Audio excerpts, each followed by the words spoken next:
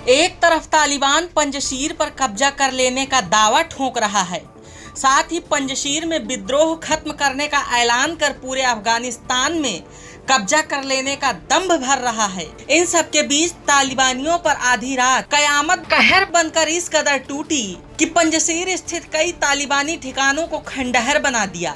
वो कौन लोग थे, कहां से आए थे, कुछ पता नहीं, बस सीने पर ज्वालामुखी भोंककर फरार हो गए।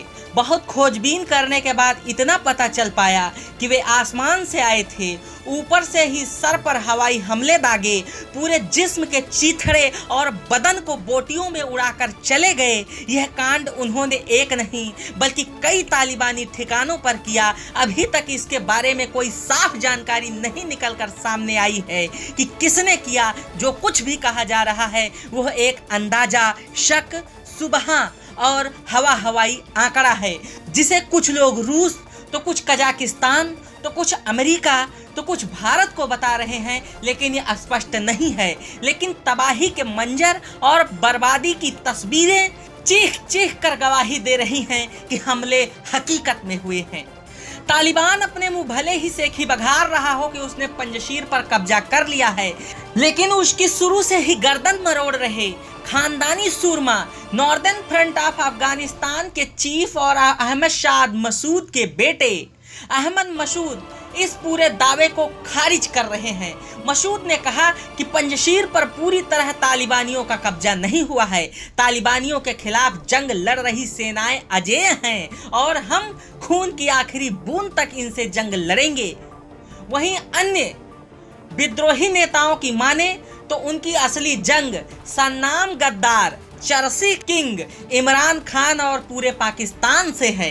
अहमद मसूद ने भले ही तालिबान की जीत को खारिज किया है, लेकिन यह जरूर कहा है कि पाकिस्तानी वायुसेना लगातार हमले कर रही है ताकि तालिबान को वह आगे बढ़ा सके। अब हमारी असली लड़ाई पाकिस्तान से है, क्योंकि पाक सेना और ISI तालिबानियों के साथ जंग में साथ साथ लड़ रही हैं।